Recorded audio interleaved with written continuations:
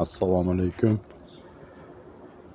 YouTube foydalanuvchilari, Biogumuz biznesiga qiziquvchilar.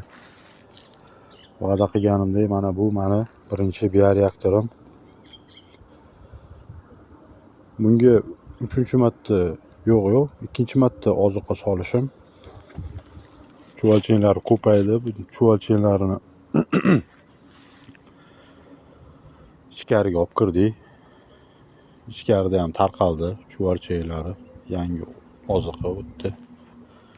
Bu yerda ham yangi ozuqa. Bitta taxminan 3 tonnalarga yaqin biogumuz bor.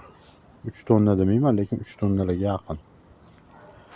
Chunki balandligi 40 cm dan ziyod, kengligi salkam 3 metrga yetib qoldi.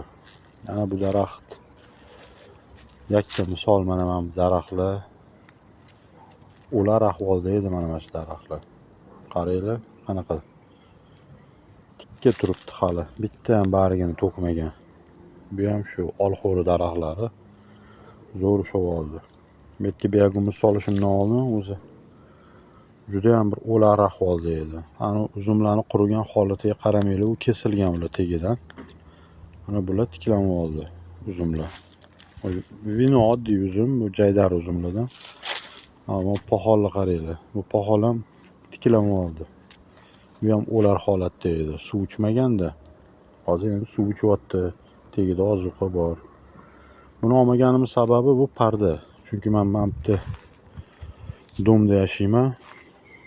Domda sal bilasizlar, odamlarga kimgadir to'g'ri keladi, kimgadir yo'q. Malol keladigan joylari bor. Hammaga assalomu alaykum. Xonadoningizga fayz va barakot. Ishingizga rivoj bersin Allohim.